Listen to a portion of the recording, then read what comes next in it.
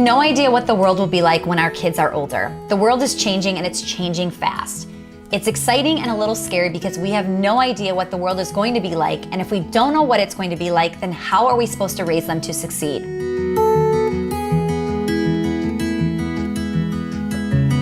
Well, there's one thing I know will always be around and serve your kids.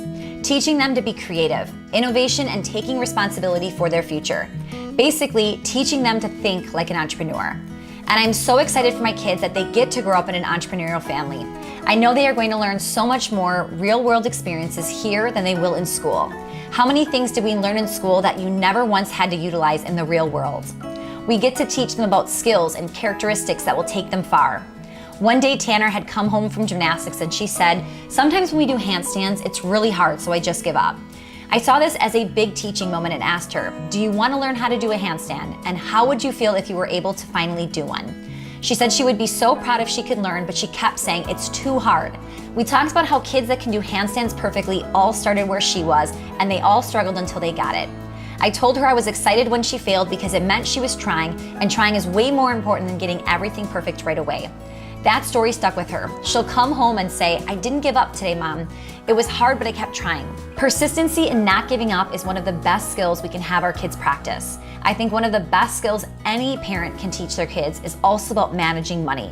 They just don't share enough about this in school. Every week, the girls get paid for doing specific chores around the house. I found their piggy banks on Amazon, and they come with 3 pieces: save, spend, and give. Every week, we divide their money into those 3.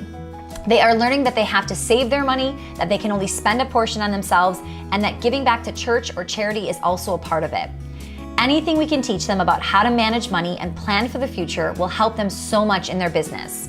My decisiveness has really helped my business move quickly. There are so many people out there that think about things for way too long, and while they're thinking, I'm taking action.